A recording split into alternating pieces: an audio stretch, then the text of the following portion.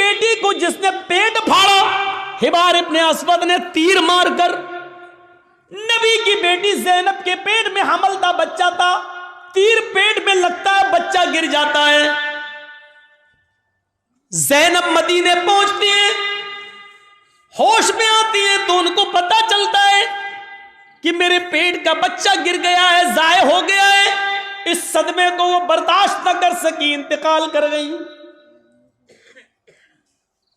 10 साल के बाद जब हिबार इब्ने अस्वद सामने आया और मदीने में अल्लाह के नबी से माफी मांगने लगा कि मुझे माफ कर दो, मैं भी मुजरिम हूं और आपकी बेटी का कातिल हूं। 10 साल पहले आपकी बेटी के पेट में तीर मारा था, हमल गिर गया था। नबी अकरम की आंखों में आंसू आ गए, बेटी की याद आ गई, रोने लगे। लेकिन कहते हिबार, मेरी बेटी के कातिल मैंने आज तक अपने लिए और अपने खानदान के लिए कभी बदला नहीं लिया। आज तूने माफी मांगी, जा, मैंने तुझे भी माफ कर दिया, जा जा जा हिबार, मेरी बेटी के कातिल, मैंने अपनी बेटी के कत्ल का खून माफ कर दिया। वो हमजा जो नबी का चचा, और हिंदा ने पेट फाड़ा, नाक काटी, कान काटा, जबान काटी, और इसी में धागा डालकर नाक, कान, जबान का हार बनाकर अपने गले में पहना। वो हिंदा जिसने हमजा का पेट फाड़ के कलेजा निकाला और चबाया, हिम्मत नहीं कर सकी उसको खाने की, थूक देती है। कटी हुई गर्दन, फटा हुआ पेट, निकला हुआ कलेजा, कटी हुई नाक, कटा हुआ कान, कटी हुई जबान। ये लाश जब नबी के सामने आई तो आपकी आंखों में आंसू आ गए और कहा, आए हमजा, कयामत तक जितने भी लोग अल्लाह की राह में कत्ल किए जाएंगे ये शहीद होंगे, लेकिन तू कयामत के दिन सैयदुल शुहदा बनाकर उठाया जाएगा, तमाम शहीदों का सरदार बनाकर उठाया जाएगा। ऐसा हाल करने वाली हिंदा जब नबी के सामने आई तो आपने कहा, क्या चाहती हो? माफी। आपने कहा, हिंदा जा, मैंने तुझे भी माफ कर दिया। ओ मेरे चचा की कातिल, जा, मैंने तुझे भी माफ कर दिया। मेरी चचा की लाश को बिगाड़ने वाली, जा, मैंने तुझे भी माफ कर दिया। लेकिन इंसान हूं, बुरा लगता है, तू मेरे सामने मत आना, क्योंकि जब तू मेरे सामने आएगी तो मुझे चचा की लाश याद आ जाएगी। हमारे नबी ने कभी किसी को बद्दुआ नहीं दी। ताइफ वालों ने इतना मारा कि सर फट गया, सर से खून निकला, पैरों पे गिरा, खून जम गया, जूते तक उतर नहीं पा रहे थे उस जमे हुए खून की वजह से। 2 फरिश्ते आए, अरे अल्लाह के नबी, कहो तो इन ताइफ वालों को 2 पहाड़ियों के बीच में पीस दूं। मैं जब गया था हज के उम्रे के लिए तो मेरे वहाँ बहुत प्रोग्राम कराए गए थे, जिद्दा में हुए, दम्माम में हुए और मक्के में हुए, मदीने में हुए। तो हमको ताइफ भी लोग लेकर गए और वो पहाड़ी हमको दिखाई थी लोगों ने वहाँ ताइफ के अंदर, जिस पहाड़ी पर चढ़कर काफिरों ने नबी अकरम को पत्थर मारे। वहाँ के लोग जो थे वो, उन लोगों ने बताया कि मौलाना साहब ये वो जगह है, यहाँ नबी खड़े थे, ऊपर से काफिर पत्थर मार रहे थे। उस जगह को देखा है हमने अपनी आंखों से, काफी ऊंचाई पर पत्थर मार रहे, जोर से पत्थर, ऊंचाई से पत्थर मारेंगे और वो नबी के सर पे लगेगा तो कितनी जोर से लगता होगा। फरिश्ते मौजूद, वो दोनों पहाड़ी जिसके बीच में ताइफ बसा हुआ है, अगर इस पहाड़ी को यहां से लाया जाए, उस पहाड़ी को यहां से लाया जाए, दोनों को मिलाया जाए तो इस पहाड़ी के बीच में जितने लोग रहते हैं कब पिस के सुरमा बन जाए, कुछ नहीं कहा जा सकता। फरिश्तों ने कहा, आप कहिए तो इन ताइफ वालों को इस दोनों पहाड़ियों के बीच में लाकर पीस दें, इनको कुचल दें, इनको ख़त्म कर दें, इनको बर्बाद कर दें। तो अल्लाह के रसूल ने क्या कहा? नहीं। फरिश्तों ने दोबारा कहा, तो अल्लाह के नबी ने फरमाया अल्लाहुम्मा हद कौमी फइन्नहुम ला यअलमून। आए फरिश्तों, नहीं इनको मारो नहीं, अल्लाह इनको हिदायत देगा और इंशाअल्लाह इनकी पुश्त से आने वाली नस्लें मुसलमान होंगी, इनकी नस्लें कलमा पढ़ने वाली होंगी, मुझे नबी मानने वाली होंगी। आय अल्लाह तू इनको हिदायत दे, ये मुझे जानती नहीं है कि मैं कौन हूं। आपने उस मौके पर भी बदला नहीं लिया। देख रहे हैं आप, बेटी के कातिल को माफ कर रहे हैं, बदला नहीं ले रहे हैं, हिंदा को माफ कर रहे हैं, इंतकाम नहीं ले रहे हैं। ताइफ में पत्थर खाने के बावजूद फरिश्ते पत्थरों का ताइफ वालों को पीसना चाहते हैं, लेकिन नबी इंतकाम नहीं ले रहे हैं। कह रहे हैं अल्लाह तू इनको हिदायत दे। मार खाकर दुआएं देने वाले नबी, लेकिन आज उसूल देखो, जिसने कभी बद्दुआ नहीं दी आज वो बद्दुआ दे रहा है। क्या कह रहा है? मला अल्लाहु बुयूतहुम, आय अल्लाह इन काफिरों के घरों को आग से भर दे, इसलिए कि आज इन्होंने मेरी बेटी को कत्ल नहीं किया, मेरे चचा का कलेजा नहीं निकाला, नाक नहीं काटी, कान नहीं काटा, इन्होंने आज मुझे नहीं मारा, बल्कि आज इनकी वजह से असर की नमाज का वक्त निकला। गौर करो, बेटी को मारा तो उसको माफ कर दिया, चचा का कलेजा निकाल के खाने वाली को माफ कर दिया, लेकिन जिनकी वजह से असर की नमाज छूट गई, वक्त पर नहीं पढ़ सके, उनको माफ नहीं कर रहे। अल्लाह के नबी कह रहे हैं मला अल्लाहु बुयूतहुम, और अल्लाह इनके घरों को तू आग से भर दे। और जब ये मर जाए आग में, और जब इनकी कब्रों, जब इनको दफन किया जाए कब्रों में, तो कुबूरहुम, अय अल्लाह मरने के बाद भी इनको बख्शना नहीं, इनकी कब्रों में भी आग लगा देना। कितनी डेंजर बद्दुआ है। अंदाजा लगाओ, नमाज जिनकी वजह से छूट रही है वो भी सोचें। जर्जी साहब नमाज पढ़ते हैं, नमाज का वक्त हो रहा है, मस्जिद में जा रहे हैं, और आप नमाज के वक्त में अपने घर में नाश्ता कराने ले जा रहे हैं, तो इसका मतलब यह है कि आपकी वजह से नमाज छूट रही है, आप सबब बन रहे हैं। या तो नमाज से इतना पहले नाश्ता कराना चाहिए था कि अजान के फौरन बाद नमाज पढ़ी जा सके, या फिर नमाज के बाद आपको नाश्ता कराना चाहिए था। आप ऐसे मौके पर क्यों ले जा रहे हैं? ये ज़हन गौर करिएगा, गौर करिएगा। वो जंग हो रही है, अल्लाह सबब मत बनिए किसी का। आप खुद नमाज पढ़ने रहे, दूसरे की भी नमाज छुड़वा रहे हैं आप, ये एक और गुनाह है। काफिर तो वैसे ही जहन्नमी है, लेकिन अल्लाह के रसूल सल्लल्लाहु अलैहि वसल्लम क्या कह रहे हैं? अल्लाह इनके घरों को आग से भर दे, और मरने के बाद जब ये कब्र में दफन हो तो इनकी कब्रों को भी तू आग से भर दे। कमा हबसूना व शगलूना अनिस सलातिल वुस्ता, क्योंकि आज इनकी वजह से मेरी असर की नमाज छूट गई। ओफो, एक वक्त की नमाज, और वो भी छूटी नहीं, पढ़ ली। मगरिब के बाद नहीं पढ़ रहे हैं, मगरिब से पहले ही पढ़ रहे हैं, लेकिन असल वक्त निकल जाने की वजह से अब हम अंदाज़ा लगाएं हम कहाँ खड़े हैं। मौलाना जर्जी साहब, आप चाहे कितना बोल लो नमाज के ऊपर, सुबह फजर की नमाज में हम फिर नहीं आएंगे, घर में सोते रहेंगे। हम तो बड़े बाप के बेटे हैं, हमारे ऊपर तो किसी की तक़रीरों का असर नहीं हुआ। 80-90 साल के बुजुर्ग उलमा आए, उनकी नहीं मानी, तुम तो कल के लौंडे, तुम्हारी क्या सुनेंगे? तुम्हारे जैसे 336 मौलवी रोज़ बोलते हैं, किसी की नहीं सुनी हमने, तुम्हारी क्या सुनेंगे? इस तकरीर के ख़त्म होने के बाद फिर भी फजर की नमाज में अगर हमने जमात के साथ नमाज नहीं पढ़ी तो लिख लो, आप अपने जलसा कराने में नाकाम हो गए। सोच लो,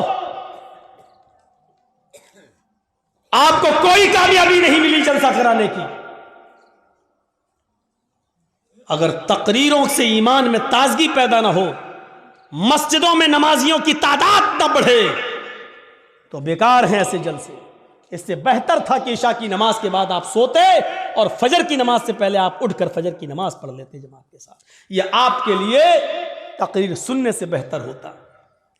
एक सहाबी रात भर नमाज पढ़ते रहे, अल्लाह अकबर, दुआ मांगते, फिर नमाज पढ़ी, दुआ मांगते रहे, नमाज पढ़ी, नमाज पे नमाज, सजदे पे सजदे। इशा से लेकर फजर तक बराबर नमाज पढ़ते रहे। नीयत थी फजर की नमाज पढ़कर सोएंगे, लेकिन थोड़ी देर पहले, फजर की नमाज से थोड़ी देर पहले उनकी आंख लग गई।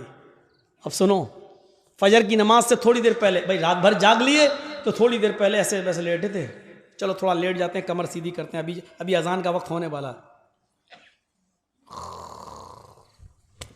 गए काम से। थोड़ी देर की बात आंख खुली, मस्जिद में नमाज हो रही है, जल्दी से वुजू बनाया, नमाज में शामिल हो गए। जमात तो मिल गई, दोनों रकातें मिल गई, लेकिन फजर की नमाज से पहले जो 2 रकात सुन्नत पढ़ी जाती थी वो नहीं पढ़ पाए। सुन रहे हैं? गौर से सुनिए, वो नहीं पढ़ पाए। फजर की जमात नहीं छूटी थी, जमात मिल गई। भाई सो के उठे, जल्दी से वुजू बनाए, मस्जिद में चले गए, नमाज तो पढ़ ली, दोनों रकातें मिल गई, लेकिन सुन्नतें नहीं पढ़ पाए।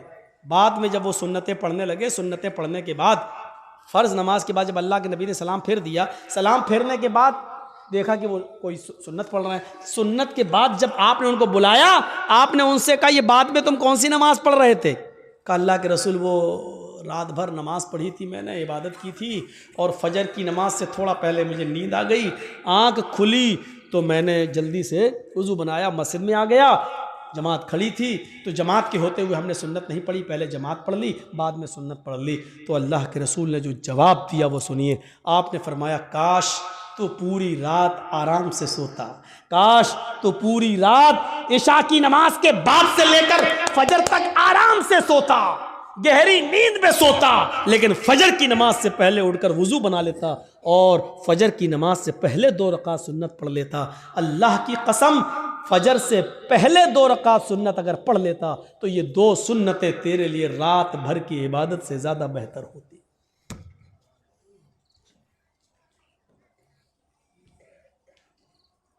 फजर की नमाज से पहले 2 रकात सुन्नत तुम्हारी रात भर की इबादत से ज्यादा बेहतर होती। क्यों जागे तुम रात भर? यानी ऐसी इबादत से क्या फायदा कि जलसा सुनो 12 बजे तक, 1 बजे तक, और सोते सोते 2 बज जाए, और फजर की नमाज में जब आप उठ ना सके और मस्जिद में ना जा सके, तो ऐसे जलसों से क्या फायदा? ये बंद होने चाहिए ड्रामे। हाँ, मैं इसको ड्रामा कहता हूं। जो जलसे लोगों को नमाजी ना बना सके वो ड्रामा है। जो तकरीरें लोगों के दिलों में ईमान ताजा ना कर सके वो नौटंकियां हैं। वो लैला मजनू की कहानियां हैं। तसव्वुर कीजिए हम कहां हैं। नमाज कितनी जरूरी चीज है हमारी सोसाइटी और हमारे समाज में और हमारे लिए। रमजान का चांद देखा जाता है और ईद का भी देखा जाता है। रमजान का चांद देखने के लिए एक आदमी की, बाशरा आदमी की गवाही की जरूरत है। अगर एक आदमी ये कह दे कि मैंने चांद देखा है तो दूसरे दिन से रोजा रखा जाएगा। ईद के चांद के लिए 2 आदमियों की गवाही जरूरी है। ईद के चांद के लिए उसूल है। अब रमजान के लिए 1 आदमी की गवाही काफी है, लेकिन ईद के चांद के लिए 2 की गवाही चाहिए। क्यों चाहिए? अल्लाह के नबी से पूछो। हर चीज का जवाब हमारे पास नहीं है, बस नबी ने कह दिया, हमें मानना पड़ेगा। ईद की चांद के लिए 2 आदमी की गवाही चाहिए है? लेकिन जब रमजान में 1 आदमी की गवाही आप मानेंगे या ईद के चांद के लिए 2 आदमी की गवाही मानेंगे, तो उस वक्त भी देखा जाएगा ये 1 आदमी जो रोजे की गवाही दे रहा है ये 5 वक्त का नमाजी है या नहीं है। अगर 5 वक्त का नमाजी है, बाशराए समाज में इसको झूठा नहीं कहा जाता है, इसकी बात मानी जाती है, दीनदार है, नमाजी है तो उसकी बात मानी जाएगी। नमाज रोजे का पाबंद नहीं है, जुमे तक की नमाज नहीं पढ़ता है और ऐसा आदमी गवाही दे रहा है तो उसकी गवाही भी, चाहे वो कितना भी सच बोल रहा हो, उसकी गवाही भी उसकी जेब में घुसेड़ दी जाएगी। भाग, नहीं तस्लीम किया। रोजे का चांद 1 आदमी की गवाही है, और 1 आदमी अगर नहीं देखता चांद, लेकिन एक औरत चांद देखती है तो एक औरत की गवाही नहीं मानी जाएगी। 2 औरतों की गवाही एक मर्द के बराबर है, लिहाजा औरतें 2 होना चाहिए। आदमी एक आदमी अगर कह दे बाशरा हो कि मैंने रोजे का चांद देखा है रमजान का, तो रोजा रखा जाएगा। लेकिन एक औरत चाहे वो कितनी भी नेक हो, दीनदार हो, नमाजी तहज्जुद गुजार हो, लेकिन एक औरत अगर चांद की गवाही देती है तो उसकी बात नहीं मानी जाएगी। 2 औरतें होना चाहिए। ऐसे ही ईद का चांद 2 मर्दों की गवाही चाहिए, लेकिन 2 मर्दों ने नहीं देखा है, एक मर्द ने देखा है और एक औरत ने, तो नहीं मानी जाएगी। एक मर्द ने देखा है तो 2 औरतें होनी चाहिए, या 4 औरतें होनी चाहिए, वो भी बाशरा। अब हम अपने जहन में इस बात को रखें कि जब यहां बेनमाजियों की गवाही नहीं मानी जा रही है, सोचिए तो और मामलात के अंदर बेनमाजी की हैसियत क्या होगी। आइए एक और चीज की तरफ हम तुम्हें लेके चलते हैं। या अय्युहल्लज़ीना आमनुस्तईनु बिस्सब्रि वस्सलाह, ये बड़ी प्यारी चीज हम आपको बताने के लिए चल रहे हैं मेरे भाइयों। या अय्युहल्लज़ीना आमनुस्तईनु बिस्सब्रि वस्सलाह, आई ईमानो वालो तुम सब्र और नमाज के जरिए अल्लाह से मदद मांगो। बड़ी प्यारी आयत है। छोटा सा बच्चा है, अभी वो अपनी मां का दूध पीता है, 8-9 महीने का, 10 महीने का, 1 साल का है, चलता है फिरता है, पूरी ताकत नहीं है, हल्के हल्के पैरों से चलता भी है, गिरता भी है। कभी कभी उसके सामने अनजान आदमी आ जाए तो डरता भी है, उसके सामने कोई कीड़ा मकोड़ा टहलने लगे तो वो डरता भी है। आपने देखा होगा मां ने अपने बच्चे को छोड़ा, चलना सिखा रही है, थोड़ा चलता है गिरता है, थोड़ा चलता है गिरता है। मां थोड़ी दूर हट के देखती है, देखे कितनी दूर जाता है बच्चा। बच्चा थोड़ी दूर गया, वहां कोई जानवर देखा, कोई कीड़ा मकोड़ा देखा, वो उधर से पलटा और भागता है अपने मां के पास। मां जल्दी से अपने दोनों बाहें फैला देती है और बच्चा जब डरता है तो वो अपनी मां की गोद में आ जाता है। जैसे ही बच्चा अपनी मां की गोद में आता है, वो अपने आप को बिल्कुल महफूज कर लेता है, समझ लेता है। अब वो समझता है कि मैं सबसे बड़े खतरे से टल चुका हूं, अब सबसे बड़ी मुसीबत, भाई बच्चे के लिए तो वही सबसे बड़ी मुसीबत है जिससे वो डर रहा है। बच्चा अपनी मां की गोद में आया और जैसे ही वो अपने मां की गोद में आता है, वो समझता है कि अब मुझे कोई खतरा नहीं है, क्योंकि मैं एक सुरक्षित गोद में आ गया हूं, एक महफूज गोद में के अंदर आ गया हूं। अब मुझे दुनिया व माफिया का कोई खतरा नहीं है। बच्चा अपनी मां की गोद में आ जाता है तो वो दुनिया के बड़े से बड़े खतरे से अपने आप को महफूज समझ लेता है। कुरान यही फरमा रहा है, लोगों नमाज ये मां की गोद है। तुम्हारे लिए बड़े से बड़े खतरे जब तुम्हारे सामने आए, बड़ी से बड़ी मुसीबतें जब तुम्हारे सामने आए, बड़े से बड़े खौफनाक मरहले जब तुम्हारे सामने आए, तो तुम नमाज की आगोश में आ जाओ, नमाज की गोद में आ जाओ। जब तुम मस्जिद में आ जाओगे, नमाज की आगोश में आ जाओगे, तो तुम उस खतरे से महफूज हो गए। नमाज अपने नमाजी को अपनी गोद में ऐसे ले लेती है जैसे मां अपनी गोद में अपने बच्चे को ले लेती है। जैसे बच्चा मां की गोद में आकर अपने आप को महफूज समझ लेता है, ऐसे ही नमाजी नमाज के अंदर अपने आप को महफूज समझ लेता है। एक सहाबी हैं, जंग हो रही है, नमाज का वक्त हो जाता है। नमाज के वक्त ही में अबू दाऊद शरीफ की रिवायत है, एक तीर आता है और तीर आते ही उनकी पीठ में लगता है। और सोचो तीर किसी की पीठ में लग जाए और नमाज के अंदर लग जाए। लगी, हाथ बंधे हुए हैं, तीर पीछे लगता है, खून बहने लगता है और टपकने लगता है। लेकिन इन्होंने कुरान पढ़ना बंद नहीं किया, पूरी नमाज पढ़ ली। जब सलाम फेरा, अस्सलामु अलैकुम व रहमतुल्लाह, अस्सलामु अलैकुम व रहमतुल्लाह। लोग उनके पास आए, साहब ये क्या किया तुमने? इतना खतरनाक तीर आधे से ज्यादा तुम्हारी पीठ में घुस गया, खून से पूरी चटाई भीग गई, तुम्हारा कपड़े लहूलुहान हो गए और तुम नमाज में मसरूफ हो। उस सहाबी ने जवाब दिया, जब मैं नमाज पढ़ रहा था, अल्लाह की कसम मेरी पीठ में कब तीर लगा मुझे पता ही नहीं चला, इसलिए कि मैं सूरह कहफ की तिलावत कर रहा था और सूरह कहफ की तिलावत करते हुए मुझे इतना मजा आ रहा था, इतना इंजॉय मिल रहा था। सूरह कहफ की तिलावत ने मुझे तीर की तकलीफ भुला दिया, मुझे पता ही नहीं चल रहा है कि मुझे तीर लगा है। ये तो तुम अभी बतला रहे हो कि मुझे तीर लगा है, अब देख रहा हूं कि ये खून है, मुझे तो एहसास ही नहीं हुआ। गौर कीजिए कितना बड़ा खतरा था तीर का लगना, और उनको पता ही नहीं, क्योंकि वो नमाज की गोद में थे, नमाज की आगोश में थे। सोचो मेरे प्यारे साथियों, आज हमारी भी नमाजें हैं, हम पढ़ते हैं और एक छोटा सा मच्छर काट ले तो हम जल्दी से गाल मसलने लगते हैं, मच्छर मारने लगते हैं, इसलिए कि हमें कुरान की तिलावत में मजा ही नहीं आता है। वो कह रहे हैं कि हम ऐसे सूरह कहफ पढ़ रहे थे, सूरह कहफ की तिलावत में मुझे इतना मजा आ रहा था, इतना एंजॉय आ रहा था कि मुझे पता ही नहीं चला कि मुझे कब तीर लगा। या अय्युहल्लज़ीना आमनुस्तईनु बिस्सब्रि वस्सलाह, आई ईमानो वालो तुम सब्र और नमाज के जरिए अल्लाह से मदद मांगो, सब्र और नमाज के जरिए अल्लाह से मदद मांगो, सब्र और नमाज के जरिए सब्र करो और नमाज आगोश में आ जाओ नमाज के।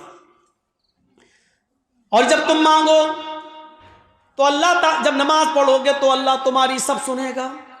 हाँ, ऐसा भी हो सकता है कि नमाज के बाद तुम कुछ मांग रहे हो और अल्लाह नहीं दे रहा है, ये हो सकता है, तो इसमें घबराना नहीं चाहिए।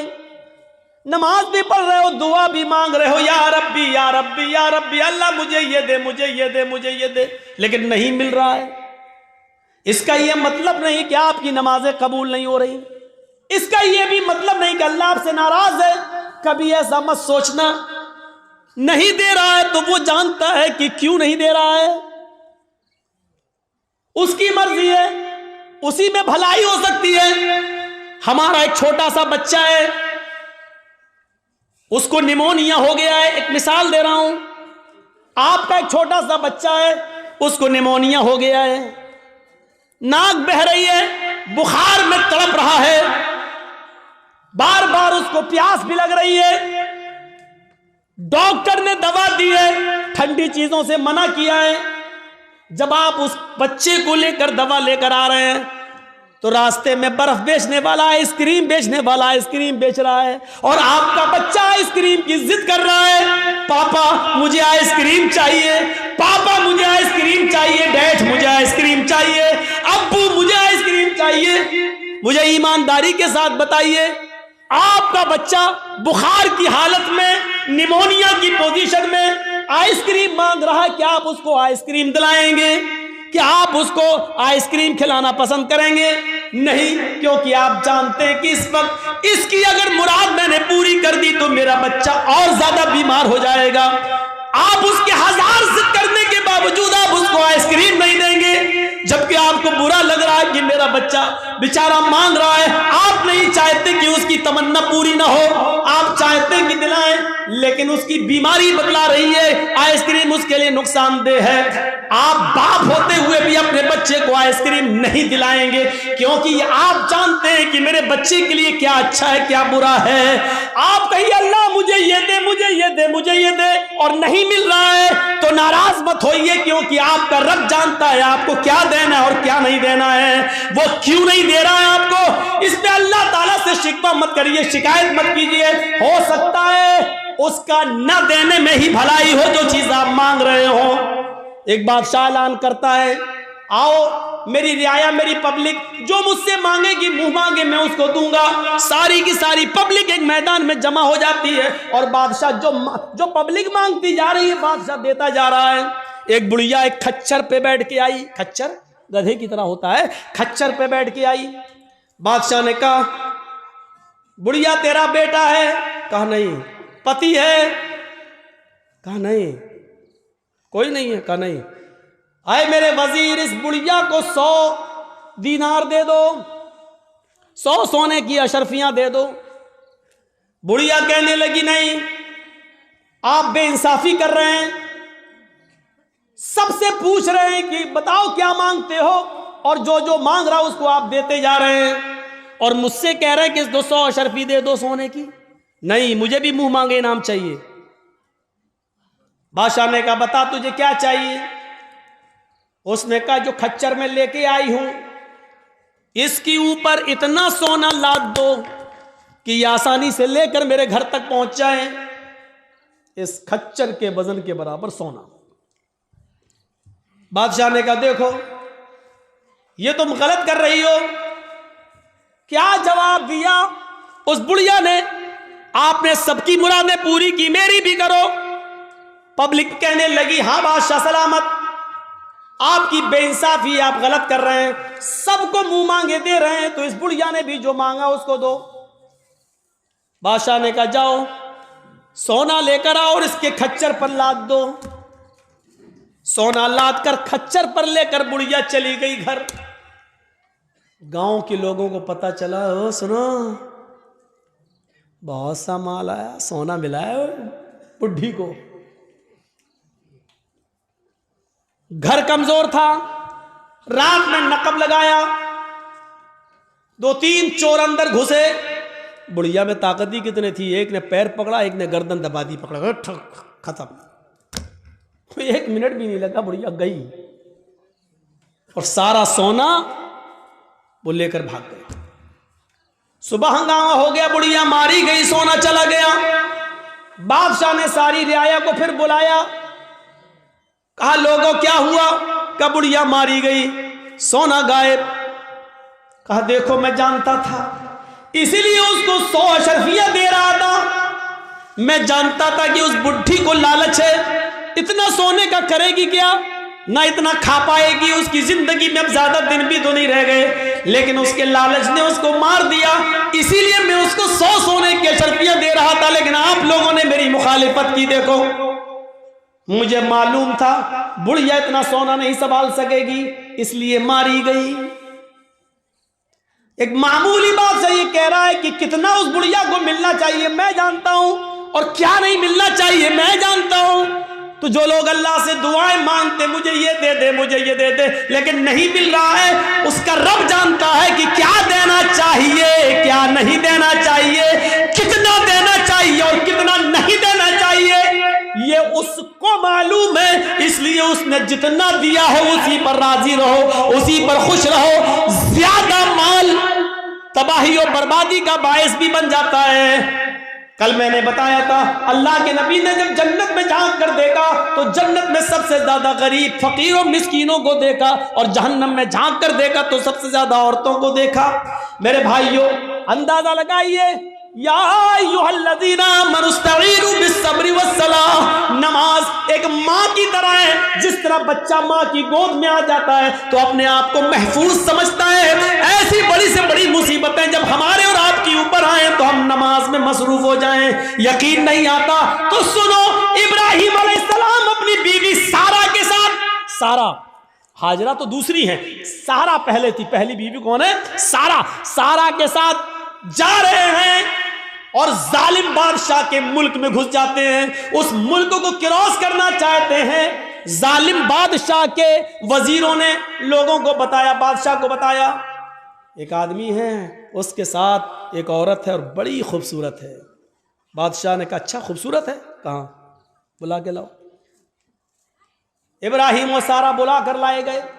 बादशाह ने पूछा ये तुम्हारी कौन है? इब्राहिम अलैहिस्सलाम ने फरमाया ये मेरी बहन है।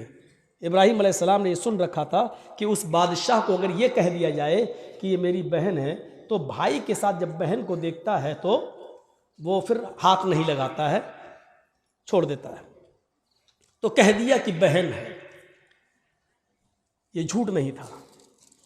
इब्राहिम अलैहिस्सलाम ने जब ये कहा कि ये मेरी बहन है तो इस हैसियत से कहा कि सारी दुनिया के मुसलमान आपस में भाई हैं और सारी दुनिया की औरतें बहन है। ईमानी रिश्ते से उनको अपना बहन दिल में नियत की थी, ईमानी रिश्ते से तो सभी बहन है, हर कोई एक दूसरे का भाई, एक दूसरे की बहन है। लेकिन चूंकि खूबसूरत इतनी थी हज़रत सारा कि बहन कहने के बावजूद भी उसकी नीयत ख़राब रही। उसने कहा इनको कहीं ले जाओ और सारा को ज़रा हमारे दरबार में लेके आओ। इब्राहिम अलैहिस्सलाम अपनी बीवी से कहते हैं जाओ। इब्राहिम अलैहिस्सलाम को एक जगह रोक दिया जाता है, सारा को अकेले ले जाया जा रहा है, और जब बादशाह की खुलवत में, बादशाह की तन्हाई में सारा को कर दिया जाता है तो बादशाह ने सारा ने दुआ मांगी, इलाल आलमीन, मैं अपने शौहर इब्राहिम की अमानत हूं और आज तक मैंने तेरे दीन की कभी मुखालिफत नहीं की है। अल्लाह इस जालिम बादशाह से मेरी इज्जत व आबरू की हिफाजत फरमा।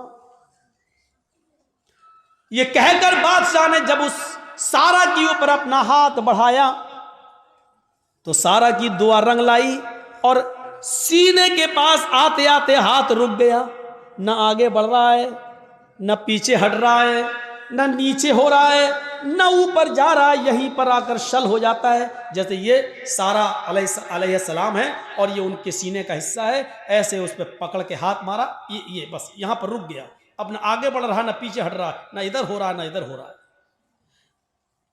चीख कर कहता है सारा, तेरे पास कोई खुदाई ताकत है जो मेरे हाथ को मजबूती के साथ पकड़े हुए है, अल्लाह से दुआ कर, मैं वादा करता हूं कि मैं तुझे हाथ नहीं लगाऊंगा। हजरत सारा ने दुआ की और बादशाह का हाथ सही हो गया। फिर नीयत खराब हो गई उसकी, पता नहीं, हो सकता है ऑटोमेटिक हो गया हो। उसने दोबारा हाथ बढ़ाया तो दोबारा फिर हाथ वहीं पर रुक गया, हजरत सारा के थोड़ा पास। शल हो गया, ना आगे ना पीछे, न दाएं ना बाएं। अरे सारा, एक बार और दुआ कर दे, इसके बाद हम तुझे कभी हाथ नहीं लगाएंगे, मैं छोड़ दूंगा। उसने फिर दुआ कर दी, अल्लाह इसको ठीक कर दे, सही हो गया। लेकिन कहते ना, इतनी खूबसूरत थी कि उसका दिल मुतमईन नहीं था। तीसरी मर्तबा उसने फिर बदअहदी की और फिर हाथ बढ़ाया, फिर हाथ सब चल पड़ गया, आगे नहीं बढ़ा। कहता है कि मैं कसम खाता हूं अपने रब की, जिसको वो रब मानता था, मैं अपने माबूद की, अपने खुदा की कसम खा के कहता हूं अब हाथ नहीं लगाऊंगा, मुझे आखिरी बार माफ कर दे और दुआ कर। सारा ने फिर दुआ की, उसने छोड़ दी और अपनी लौंडी जानते हो, खादिमा, खिदमत करने वाली, जो उस बादशाह की लौंडी थी, खादिमा, खिदमत करने वाली, हाजिरा, उसने वो लौंडी सारा को दे दी कि ये तुम ले जाओ और ये तुम्हारे रास्ते में काम आएगी, इसको मैं तुम्हें दे रहा हूं बतौर गिफ्ट। हजरत सारा जब हाजरा को लेकर आई तो पूछा कि मेरे शौहर इब्राहिम कहां हैं। बादशाह की पुलिस, बादशाह की फौज जब हजरत सारा को इब्राहिम अलैहिस्सलाम के पास लेकर गए तो हजरत सारा क्या देखती है कि इब्राहिम अलैहिस्सलाम नमाज में मसरूफ हैं, नमाज पढ़ रहे हैं। मुस्लिम शरीफ की हदीस है, वो नमाज में मसरूफ है, नमाज पढ़ रहे हैं और नमाजी में ये दुआ कर रहे हैं कि अल्लाह मेरी बीवी की हिफाजत फरमा, अल्लाह मेरी बीवी की हिफाजत फरमा, अल्लाह जालिम बादशाह के जुल्म से हमारी बीवी को बचा ले। नमाज में मसरूफ हैं। मेरे भाइयों, जब सारा के ऊपर मुसीबत आई और जालिम बादशाह ने जब उनको पकड़ा और अपने आगोश में लेना चाहा तो उनके पति इब्राहिम अलैहिस्सलाम नमाज के अंदर गिर जाते हैं, नमाज में मसरूफ हो जाते हैं, नमाज पढ़ना शुरू कर देते हैं। गौर कीजिए, जब किसी के ऊपर मुसीबत आए तो उसको नमाज के अंदर नमाज पढ़ना चाहिए, उसको नमाज के अंदर अल्लाह रब्बुल आलमीन से दुआ करनी चाहिए, क्योंकि नमाज एक माँ है, आपको अपनी आगोश में ले लेगी और जब आप नमाज की आगोश में आ जाएंगे तो सारे खतरों से महफूज हो जाएंगे, सारे खतरों से आप अलग हो जाएंगे, फिर कोई खतरा नहीं रहेगा, टल जाएगा वो खतरा। आपको याद होगा, सही बुखारी की रिवायत है, बनी इसराइल में एक नौजवान था, नाम था उसका जुरैज, बहुत नेक इबादत करने वाला, बड़ा अल्लाह वाला, बड़ा नमाजी। एक बार हजरत जुरैज नमाज के अंदर मसरूफ थे, नमाज पढ़ रहे, और उनकी मां को किसी चीज की जरूरत पेश आ गई तो जुरैज को आवाज देने लगी, आई जुरैज। जुरैज कहते हैं अल्लाह मैं नमाज में हूं और पीछे मेरी मां आवाज दे रही है। जुरैज ये कहते हैं अल्लाह मैं क्या करूं, मैं नमाज में और मेरी मां पीछे आवाज दे रही है। फिर उसने तीसरी आवाज दी, जुरैज। लेकिन जुरैज ने कोई जवाब नहीं दिया, वो नमाज पढ़ते रहे।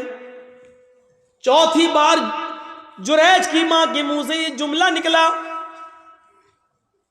जुरैज तूने मेरी आवाज सुनकर भी अनसुना कर दिया। आय अल्लाह, जुरैज उस वक्त तक न मरे जब तक कि वो किसी बदकार औरत का मुंह न देख ले। आय अल्लाह, जुरैज को उस वक्त तक तू मौत मत देना जब तक कि जुरैज किसी बेशरम और बेहया औरत के साथ हम बिस्तरी ना कर ले, उसके साथ जिना ना कर ले। मां की बद्दुआ थी, मां ये बद्दुआ देकर चली गई।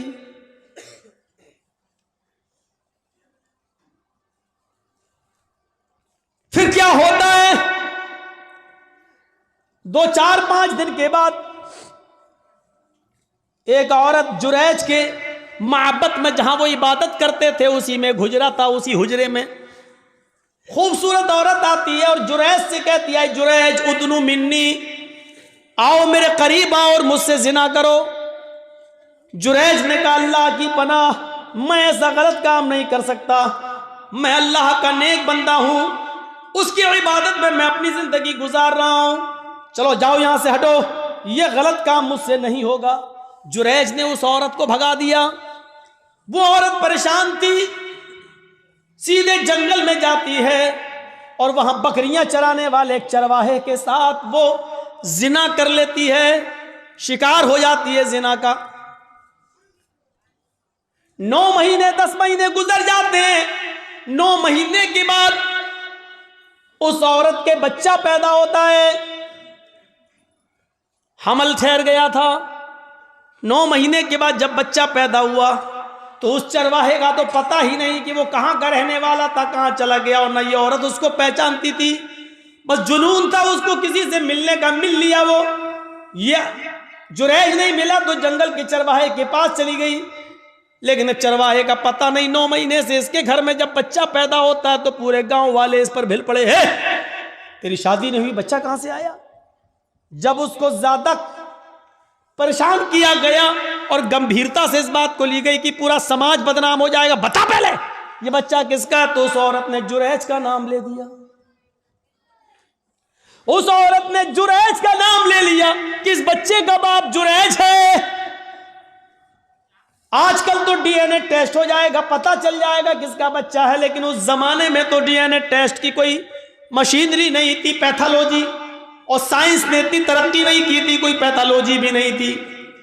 पूरा गांव आया गुस्से में और देखा कि जुरैज नमाज पढ़ रहा, पूरा नमाज से उनको खींचा, हट देख कितना अल्लाह वाला बना फिरता है, नमाज पढ़ रहा है, और उसका पूरा इबादत खाना तोड़ दिया। बड़ा नालायक आदमी है, बड़ा कमीना इंसान है, उसका इबादत खाना तोड़ दिया। मारा नहीं, उसको खींच लिया। देख कितना अच्छा बनता है, कितना नेक बनता है, सजदों पे सजदे करता है, रात में नमाज पढ़ता, दिन में नमाज पढ़ता, और कारनामा देख, गांव की लड़की के साथ ऐसा हाल, उसको मां बना दिया, प्रेग्नेंट कर दिया, उसके पेट में बच्चा। किस किस को सफाई देते। जब औरत ये कह रही है कि इस बच्चे का बाप जुरैज है, तो अब जुरैज किस किस को सफाई देते। नहीं मानता कोई उनकी बात। जुरैज समझ गए कि वो बच्चा किसी और का है, लेकिन उस औरत ने मेरा नाम लगा दिया, तो बजाय लोगों को सफाई देने के बजाय लोगों को सफाई देने के जुरैज ने एक जगह चटाई बिछाई, इबादत खाना तो तोड़ दिया, जुरैज ने एक जगह चटाई बिछाई और उसी पर वो नमाज पढ़ने में मसरूफ हो गए और नमाज के अंदर ये दुआ करने लगे, आय अल्लाह इसकी सच्चाई अगर सामने ना आई तो दुनिया में फिर कभी कोई तेरे नेक बंदों पर भरोसा नहीं करेगा, कभी भी फिर नेक लोगों पर एतबार न किया जाएगा, हर नेक आदमी फिर बदनाम हो जाएगा। आय अल्लाह मैं नमाज के अंदर तुझसे दुआ मांगता हूं कि इसकी सच्चाई जाहिर कर दे। नमाज पढ़ रहे हैं, उधर अल्लाह ताला ने उस बच्चे को कुव्वते गोयाई की, जो बच्चा उस औरत ने पैदा किया था, जो चरवाहे की पैदावार था, वो बच्चा जोर जोर से कहने लगा, आए गांव वालों, आए गांव वालों, आए समाज वालों, मेरी माँ झूठ बोल रही है, मैं जुरैज का बेटा नहीं हूं, मेरा बाप फला जंगल का फला चरवाहा है जो फला फला बस्ती में रहता है, मेरी माँ ने उसके साथ जिना किया था, मैं उस बाप की उस चरवाहे की औलाद हूं, मैं जुरैज का बेटा नहीं हूं, जुरैज ने मेरी माँ के साथ कुछ नहीं किया।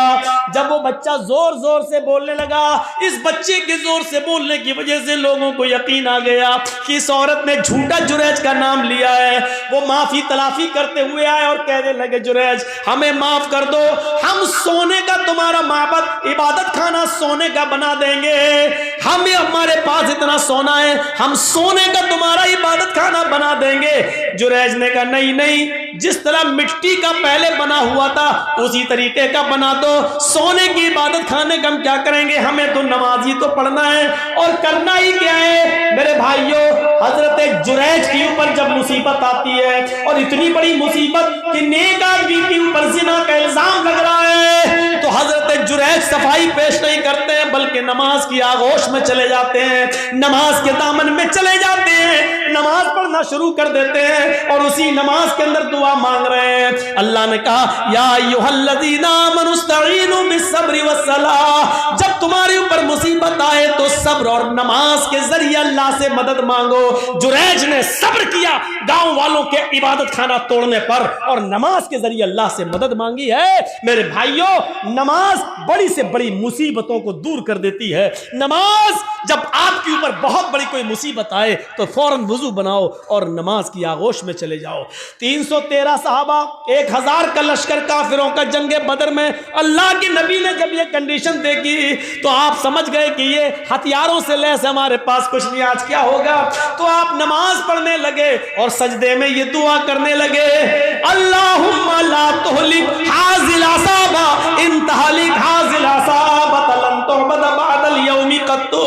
आय अल्लाह, आज अगर ये मुट्ठी भर जमात हलाक हो गई, आज ये 313 साहब अगर मिट गए, हलाक हो गए, तो इस रूए जमीन के ऊपर फिर कभी तेरी इबादत ना हो सकेगी, इस रूए जमीन के ऊपर फिर कभी कोई तेरा नाम लेने वाला ना होगा। आय अल्लाह, इन 313 साहबा की हिफाजत फरमा। ये 1000 काफिरों का लश्कर है। देखिए, नबी पर मुसीबत आई, 1000 का लश्कर है जो सहाबा को मारना चाहता है। जब ये मुसीबत आई तो नबी ने नमाज पढ़ना शुरू कर दी और नमाज ही की हालत में आप ये दुआ कर रहे हैं, आय अल्लाह, अगर आज ये 313 मिट गए, बर्बाद हो गए, लन तुअबद बअदल यौम, तो आज के बाद कभी तेरी इबादत ना हो सकेगी, कभी तेरा नाम नहीं लिया जाएगा। और आप देख लीजिए मेरे भाइयों, जितने लोगों को अल्लाह के नबी के जमाने में सहाबा किराम को फांसी पर लटकाया गया या उनसे कहा गया कि तुम्हारी गर्दन काटी जाएगी, उड़ाई, बताओ आखिरी तमन्ना क्या है। तो उन लोगों ने आखिरी तमन्ना जब बताई तो ये नहीं कहा मुझे मेरी माँ से मिलवा दो, ये नहीं कहा मुझे मेरे बाप से मिलवा दो, ये नहीं कहा मुझे मेरे बीवी से या बेटे से मिलवा दो। जब उनसे पूछा जाता तुम्हारी आखिरी तमन्ना क्या है, तो वो कहते मुझे 2 रकात नमाज पढ़ने की मोहलत दे दो, मुझे 2 रकात नमाज पढ़ने का मौका दे दो बस। और वो हल्की नमाज पढ़ते 2 रकात, ताकि दुश्मन ये न समझे कि मैं लंबी नमाज इसलिए पढ़ रहा हूं ताकि मौत से बच जाऊं या मौत के डर से मैं लंबा कर रहा हूं। वो छोटी छोटी हल्की हल्की नमाज पढ़ लिया करते थे। नमाज मुसीबतों को और परेशानियों को दूर करती है। मेरे भाइयों, जब आपके पास कोई मुसीबत, कोई परेशानी आए, फौरन नमाज की आगोश में चले जाओ और नमाज के बाद या नमाज में दुआ मांगो अल्लाह ताला से कि बारे इलाह तू हमारी खताओं को माफ़ फरमा दे, बारे इलाह इस मुसीबत को तू हमारे ऊपर से हटा दे और दूर कर दे। मेरे भाइयों, नमाज इंसान के लिए वैसे ही है जैसे माँ की गोद बच्चे के लिए है। बच्चा जब डरता है तो माँ की गोद में आता है तो अपने आप को महफूज समझता है। आप जब नमाज पढ़ेंगे तो अपने आप को महफूज समझेंगे। 1:10 हो गया है, मुझे निकलना है। जो ट्रेन मुझे पकड़नी थी वो आज कैंसिल हो गई है। मेरे भाइयों, मैंने बर वक्त फ़्लाइट का टिकट कलकत्ता से निकाला है, मुझे लखनऊ जाना है और कलकत्ता तक भी मुझे 8 बजे तक पहुंचना है। इसलिए हम अल्लाह से दुआ करते हैं कि बारे इलाह तो हमारी